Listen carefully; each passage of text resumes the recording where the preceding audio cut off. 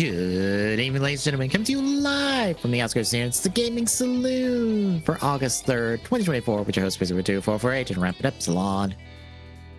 Hi. It's a sad week, folks, unfortunately.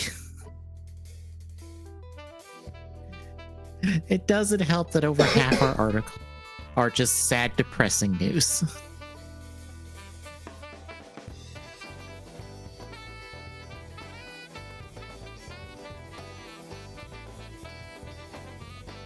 Yeah, I guess before we get into any of that stuff, tell me, what have you been playing the last couple of weeks, if possible?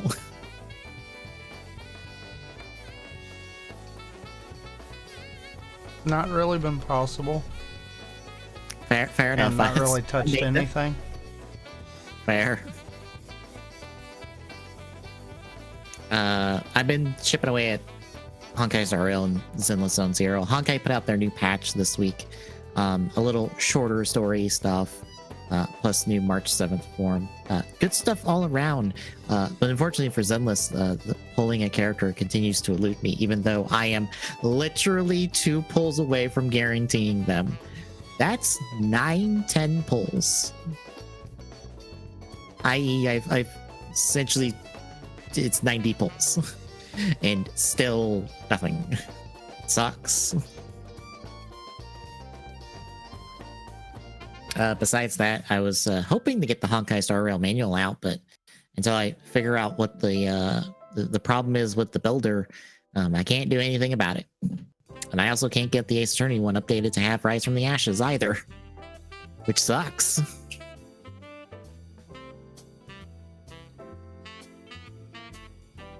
I might have to just throw it. I guess it'd be a bug thing, what I ran into.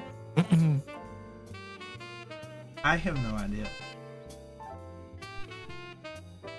Neither do I, because I don't know how to. I am not sure what the problem is, except maybe thanks to your web client. But I'm also not sure how to fix it. But as I also mentioned, I can't guarantee that web client actually works with new stuff now. Fair. It should, since everything I was grabbing was server side, not manual side. But it does utilize some of the manual stuff for how it's generating the checks and locations and items. So it could be broke because of some kind of new change too.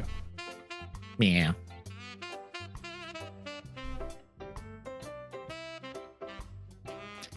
I don't know. All I know is regular client doesn't work. Archipelago itself does not work. And web client works only slightly better. But still not fully functional, so... If you report, I probably would exclude the web client thing because I'm not 100% on that. If I thought it was pulling the exact as what the main client is, I'd be like, yeah, you might submit that too, just to give some more insight, but for all I know, this is an actual problem. This isn't something that anything should be fine and proper.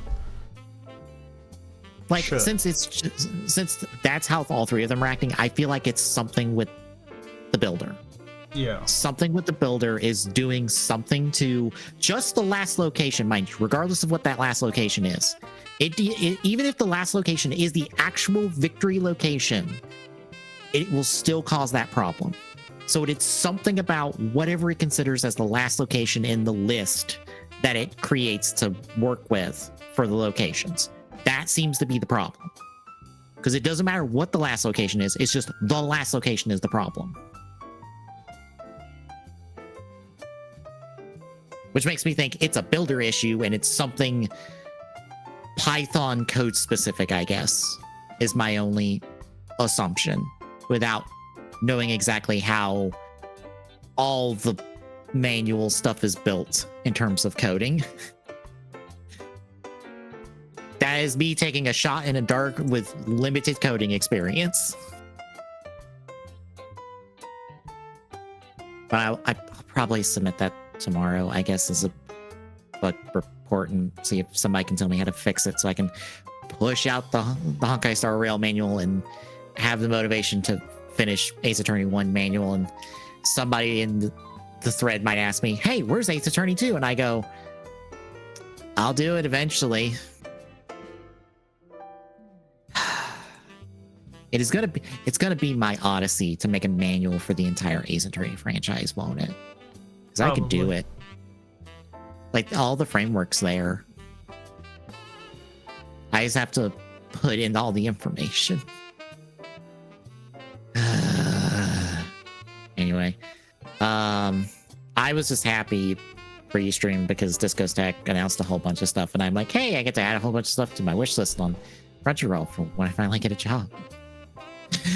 Including a new writer show that makes me go, Shout, can you put out the original series, please? Even if it has to be in 2 volumes, I will fucking take it at this point, because good lord, please.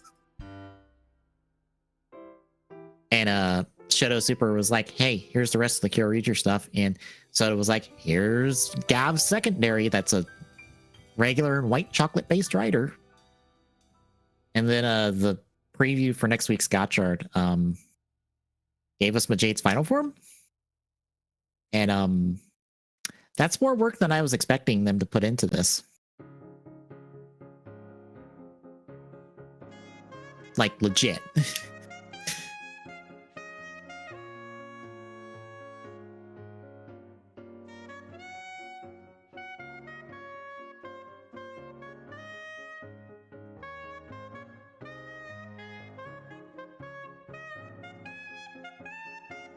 Because I'm pretty sure there's no reused parts there outside of Undersuit, and like everything in Gotchard reuses Undersuit, so that doesn't count in my opinion.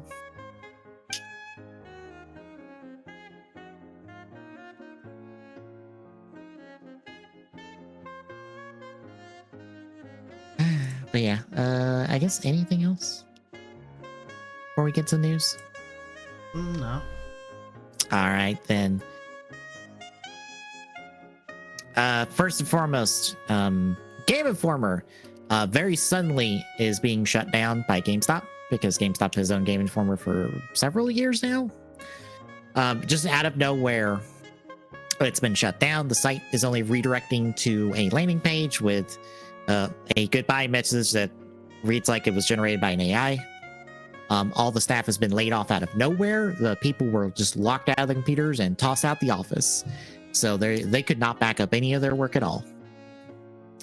Which also means that if you go to any of our old episodes and you look into all of our notes for gaming that use Game Informer links, they don't work anymore, and I can't do anything about that. I suggest you throw it in the Wayback Machine, and maybe the Wayback Machine has that all preserved.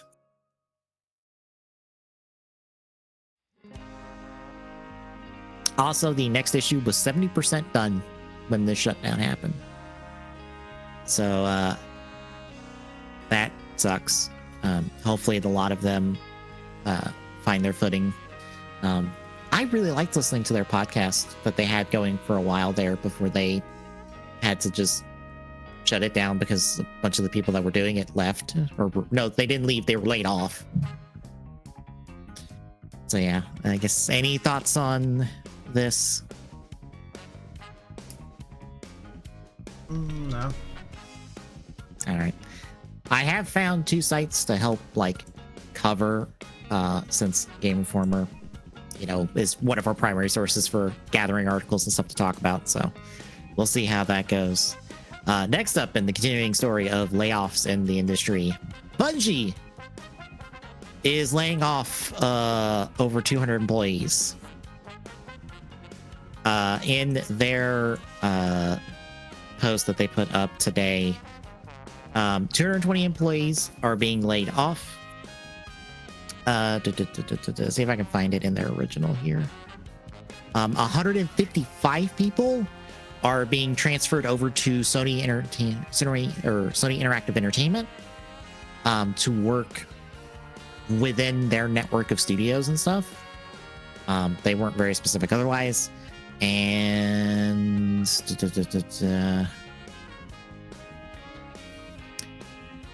I think it's 70 people, I believe, I believe it's 70 people are being moved to a new studio under Sony to work on some project in development. No specifics on that. But it seems like the clauses that we knew were in effect with Bungie about Sony taking over if they weren't hitting their marks and stuff has happened, and now Bungie has been taken over by Sony. Because at least 2 head people at the studio are gone as well. Additionally, because of this, we found out that a Destiny third-person spinoff codenamed Payback has been canceled. Additionally, apparently there was a mobile version of Destiny in development, or at least pitched at some point. That's not happening anymore. I don't know how that would work.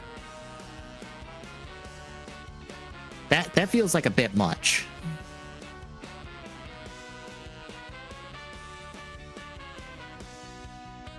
But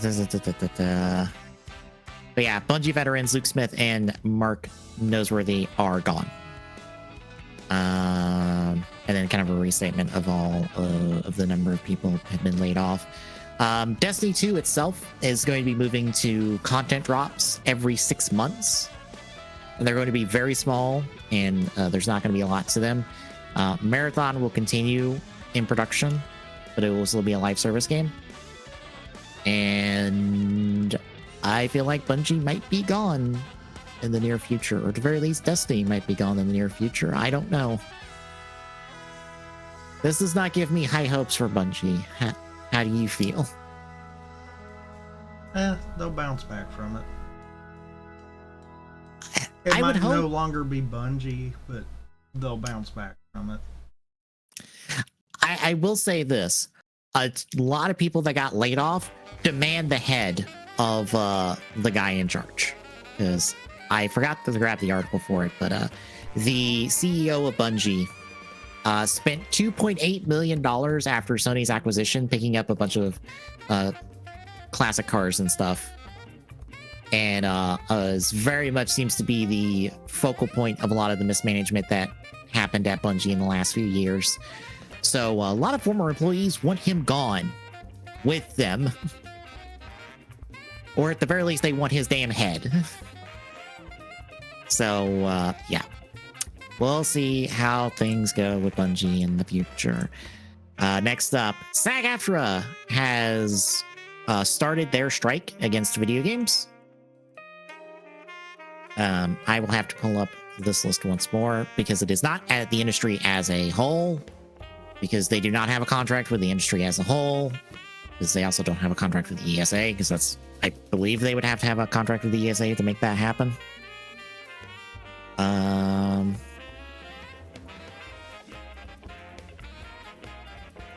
Don't mind me, I'm trying to find the contract so I can get the list of companies involved.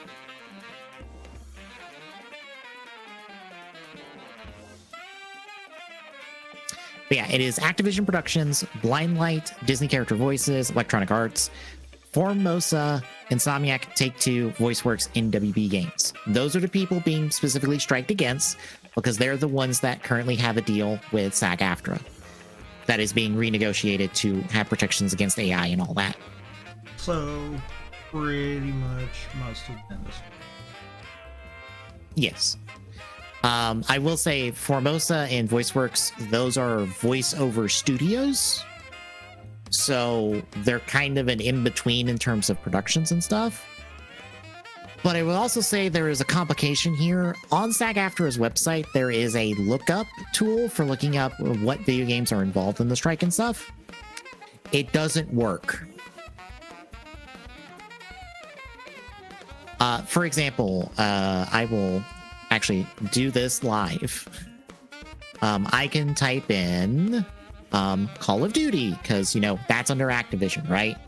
You know, that would be something they would be striking against. It says proceed with caution.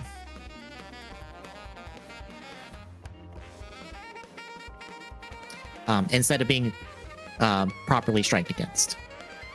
Genshin Impact, that's under Hoyo, correct? So that's technically not. Well, it is, but it's technically not on. Framing, I guess. I don't know why I asked, since I do the answer to the question. But Genshin is under Hoyoverse, and that is not, it's Hoyoverse, so that's technically not in the studios. But Genshin's voiceover work was done by Formosa. So technically it is actually being striked against, and one of the voice actors does in fact confirm that when he talked about it on his Twitch stream, because he talked about the SAG-AFTRA strikes on his stream. It is Sayu, for anyone wondering. There's a YouTube video of him kind of explaining the whole situation as someone within SAG-AFTRA as a guild member, and it is very insightful and also frustrating, because hearing the words of "I'm not sure" when it comes to what is specifically being striked against in terms of video games is not a great thing to hear. But that is being striked against. If you look up Genshin in the tool, no results. But I know, and again, Sayu has confirmed this since he is a voice actor in all three of these games. Zenless Zone Zero and Honkai Star Rail were done by a different voice acting studio, so they are not involved. Which means it would be really nice if this tool functioned and told you what games were being specifically striked against, because right now, for those of us not a part of the guild, SAG-AFTRA is asking you to continue streaming, to continue purchasing these games. There's no boycott in place. But if SAG-AFTRA is asking for a boycott and stuff later down the line, it'd be nice to know what it specifically you need to boycott. Because this isn't like, the movie and television strike we had, last year before? I believe it was last year, right? Yes, I think.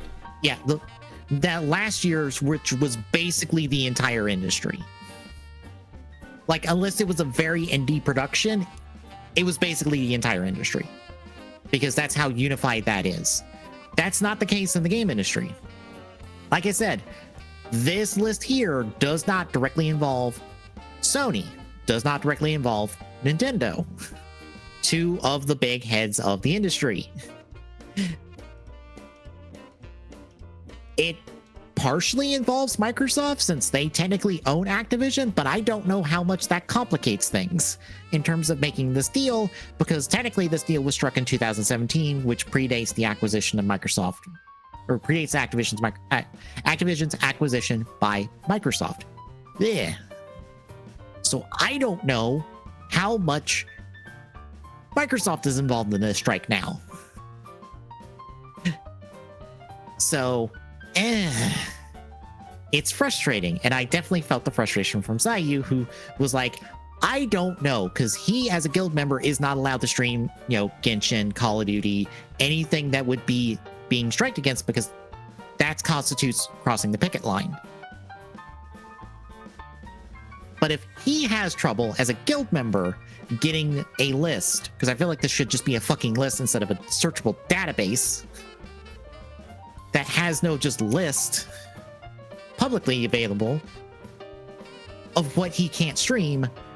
If a boycott comes to it, how is anyone in terms of the general public supposed to deal with this and be able to do anything if they wish to support the strike in any capacity? Because I know asking, Twitch as an entire community be like, you can't stream Call of Duty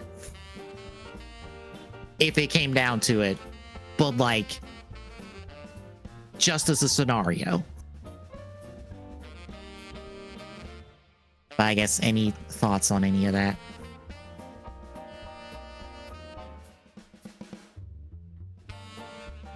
Not really, because here again, we're gonna blow this out of proportion. Because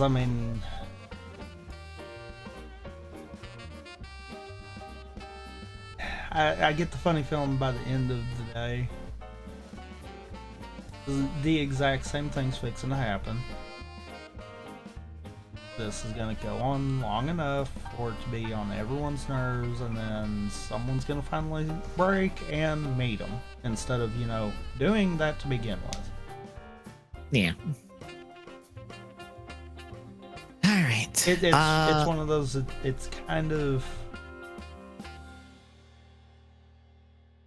I'm not anti-union by no means, because I think that's something that probably should be a bigger deal.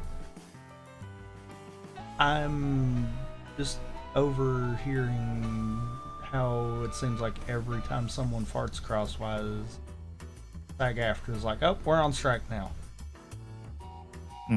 Legitimately.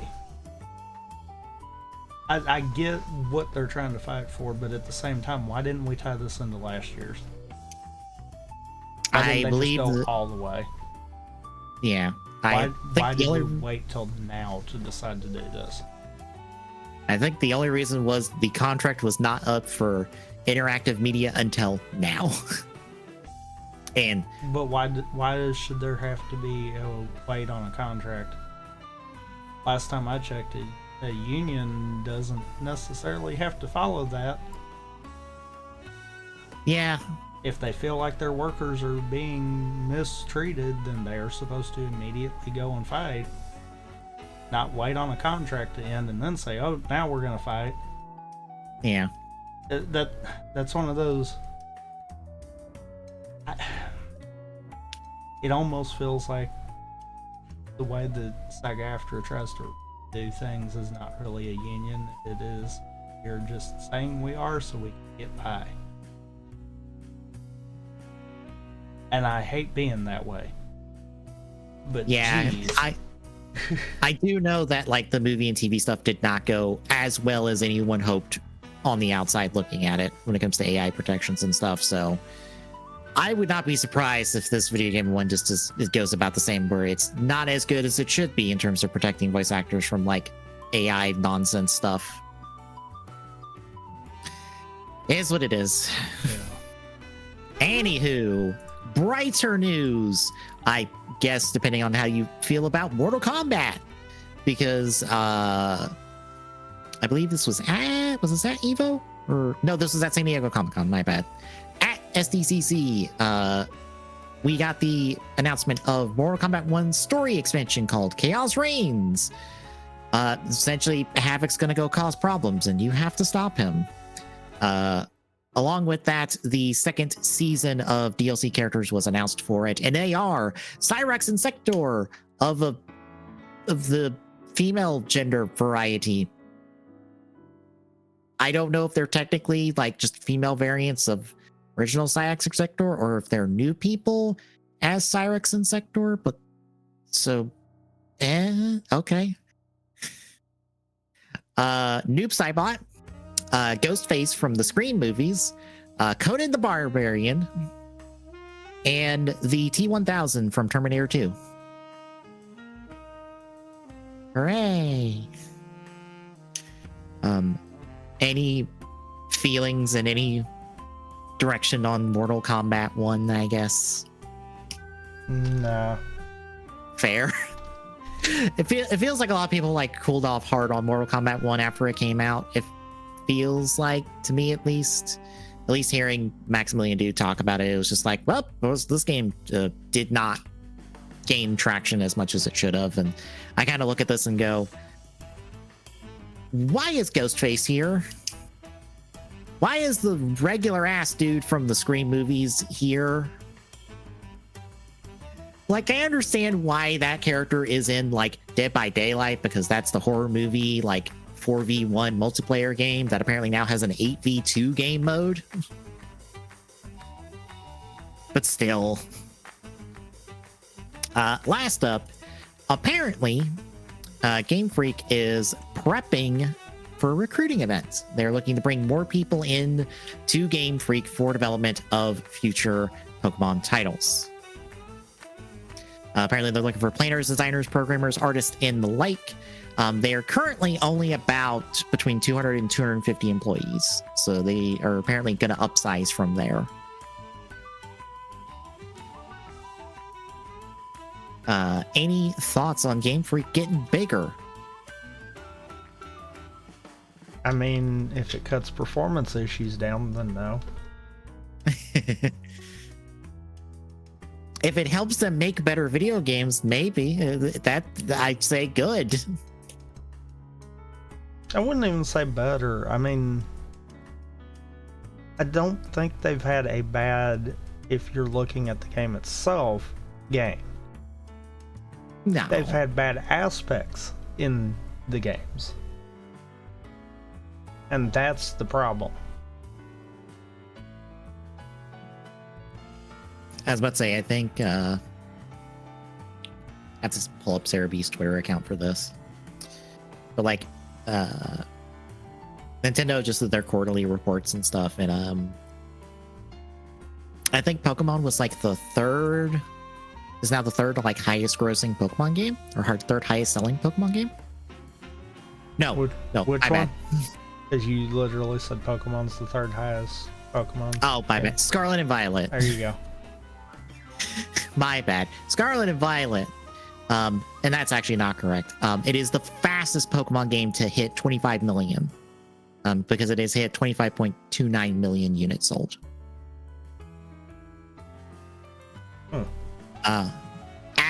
As a comparison to Sword and Shield, for example, as of June 30th of this year, Sword and Shield has just hit 26.35 million units.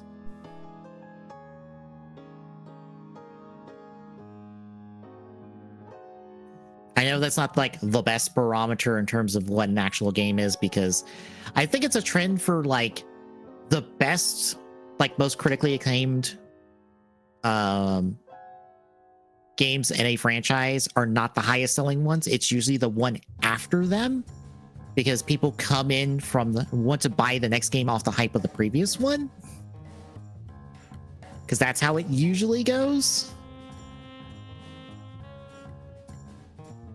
But still, that gives an idea of how much people were like, yeah, Scarlet and Violet has like performance issues, but like it's not that God, bad. that's an understatement. Yeah.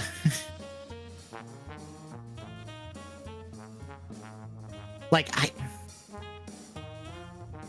it's hard for me to decide which one I liked better, Sword and Shield or Scarlet and Violet. Because I feel like almost the same on both, because it feels like whatever I liked about the one, the other one didn't do well. But what I didn't like about the other one did well. I don't know.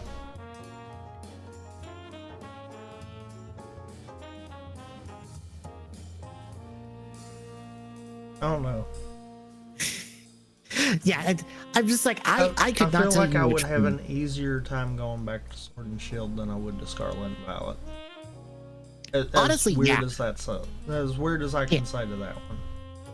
Yeah, I think in general I prefer Sword and Shield, but I feel like Scarlet and Violet has a better. Well, does it? I was about to say it has the better story, but I'm like, does it? I almost feel like Sword and Shield's better. Yeah, because I was just like, and I mainly say that because of the fact of both of them have their DLC released. mm-hmm. Out of both gens, guess which generation I've got the DLC for? Same. I really don't have an interest in the Scarlet and Violet DLC. Mainly because the game didn't impress me enough. Yeah, because as soon as I said the statement of I think Scarlet and Violet has the better story, I was remembering your question from last night when you were asking me about like Halos 4 and 5 of what do I remember from those stories, and I literally asked myself that question like, wait, what actually do I remember from Scarlet and Violet's story? And the answer is nothing. Yeah. I think the most I remember is like Penny stuff, which is like Team Stars, their stuff, but that's like a third of the story of the game. Mm-hmm. And then I remember the Area Zero stuff, but that's all basically post game. Yep. That's not even proper story stuff. That is literally post game. You have to go through credits to get to the Area Zero storyline. Unless I am misremembering that. Nope. Okay, I was just like, I was pretty sure that technically Area Zero story is post game. That is after the credits. That is just general. That is post game. And that's kind of screwed up. Yeah, even though like Hop is fucking nothing. Hop sucks. He's the worst. I feel like you have better rivals in Scarlet and Violet, but like they don't get to do anything until like the fucking post game. Because I love Nomura as a rival because she's basically Goku. She is just Pokemon's version of Goku, and she's fantastic. But she doesn't get to do anything plot-wise. She just gets to show up and be like, fight me, and you're like, cool, let's fight. Yeah.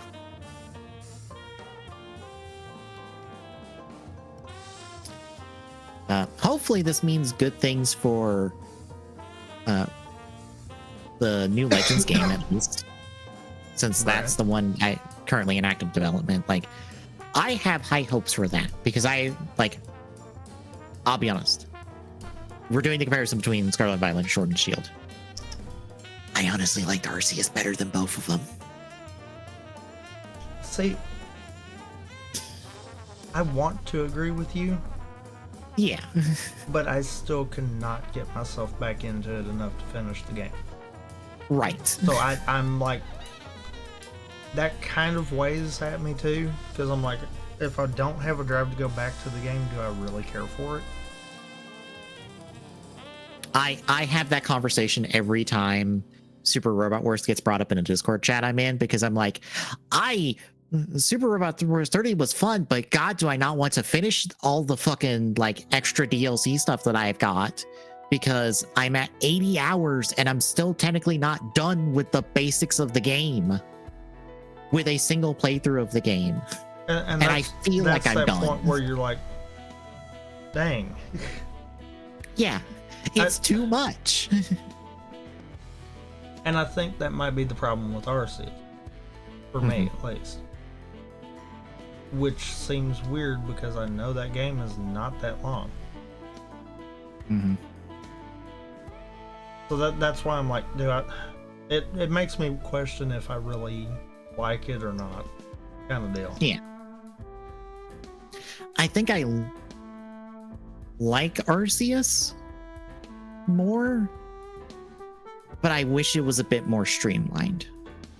I also wish there were not side quests that involved me getting a very specific height of a fucking float soul that is entirely RNG dependent, and I have no like active way of like changing that and or affecting that. I'm wondering if it's the stuff like that is why I'm like, yeah, no.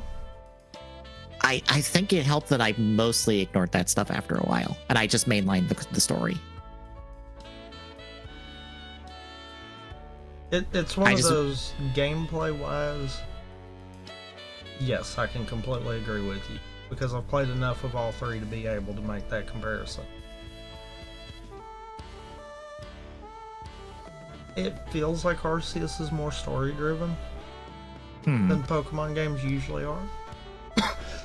Absolutely. Like, so, I feel like if you want, maybe that's where the draw is. Like, if you want a proper version of like the story of like any given Pokemon game, you have to turn to the Pokemon Adventures manga, because that is basically the plot of all the Pokemon games, like fleshed out and made into an actual story rather than just a series of like events that you do while you go get badges. That's basically 90% of Pokemon games. I feel like you could supercut the story of any Pokemon game into like under 3 hours, I feel like, in reality. Like, if you cut out, because how many times does you getting the badges matter to any given story in Pokemon? One, the first time. Yeah. Literally. That's the only time that it ever matters, and then after that it's like, yep, I'm doing this thing. Yep.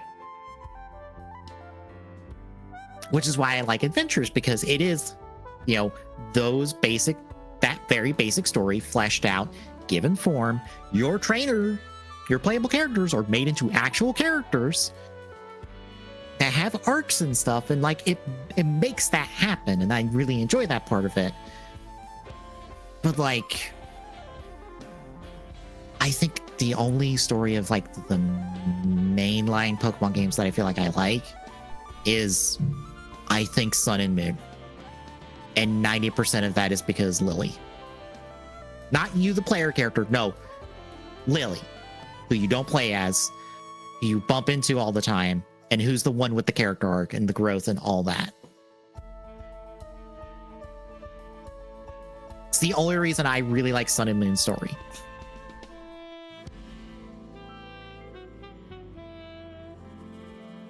Yeah. Also, I'm really curious, like, what they'll do for the new Legends game, because it's like, okay, you focused on, like, I guess, like the original Lumino City. Like, are we exploring that?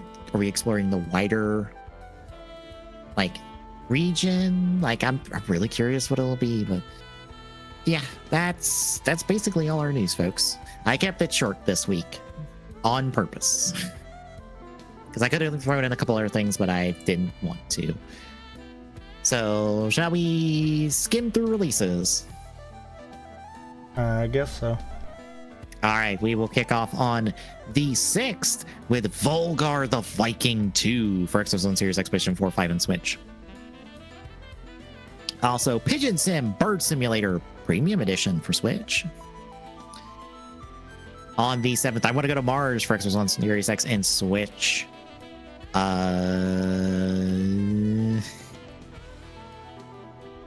There's so much stuff on the 8th, Jesus. Steamrolled Heist 2 for Xbox One Series X, Expedition 4, 5, and Switch. On the 9th, Frog Detective, the entire mystery deluxe edition for Switch. Pokemon Mystery Dungeons Red Rescue Team for the GBA emulator on Switch, which is weird because they remade that and that's on the Switch as well.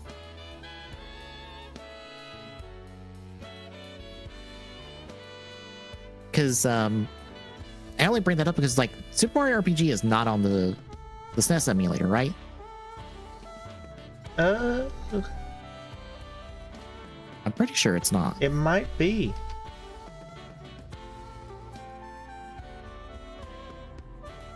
I don't remember right offhand.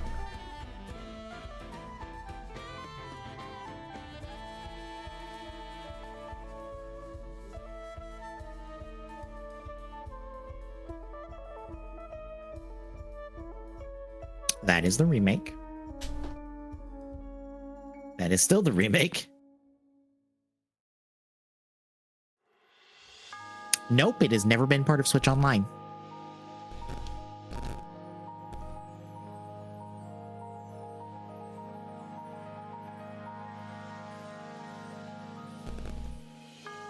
Because that's like the weird thing where you can play Super Mario RPG the remake, you can play Thousand Year Door the remake, but you have to play original Paper Mario Vanilla on Switch Online.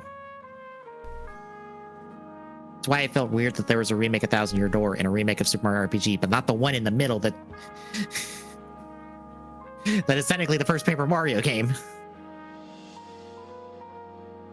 Anywho, I can scroll.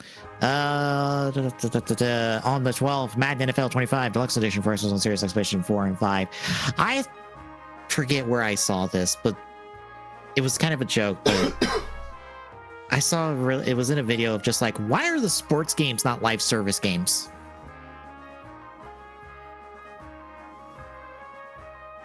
To be fair, it would make more sense.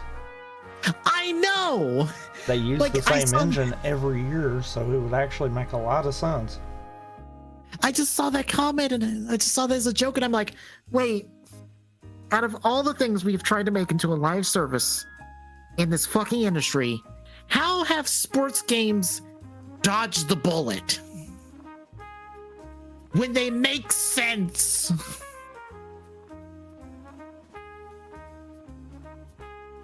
You mean dodge the bullet designed for them? Exactly, yes. I'm like, it would just make sense if you like, because I think the joke was, it's like, hey, you can have live roster updates and like have like live stat changes among players and stuff, and you do live events related to the major sporting events of that sport.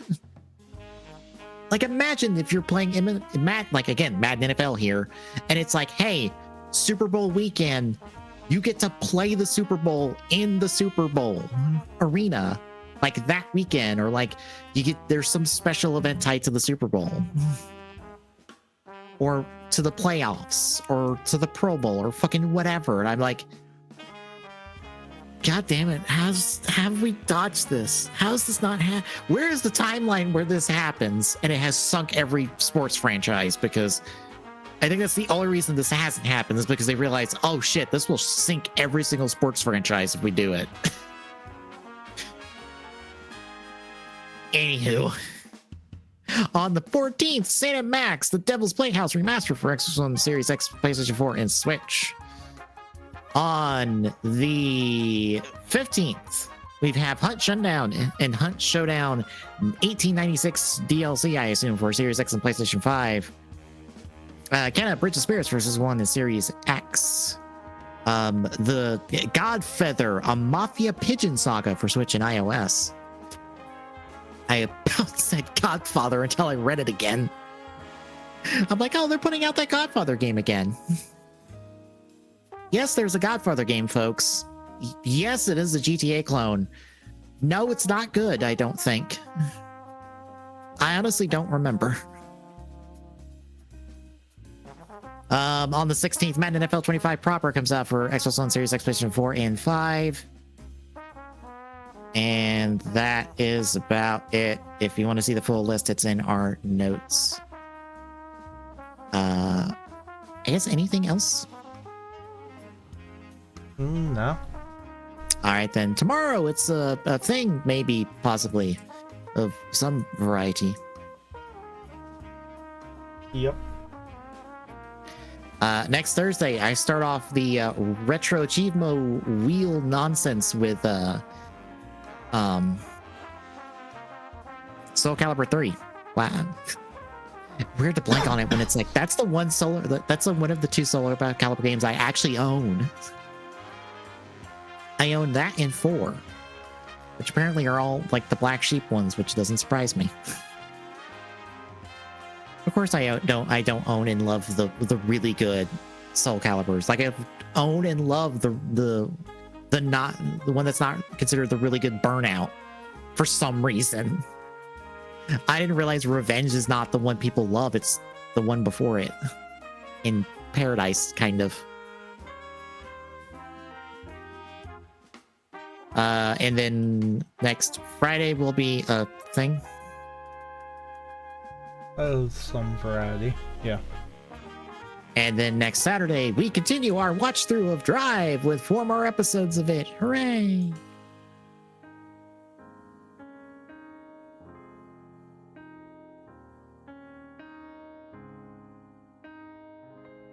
But between now and then, if you like what you're seeing, folks, drop a follow. Very appreciate it. Chip it away that feel like go at Teachers Network on Mastodon, on the social, and at Teachers on Twitter. We'll give a day so live.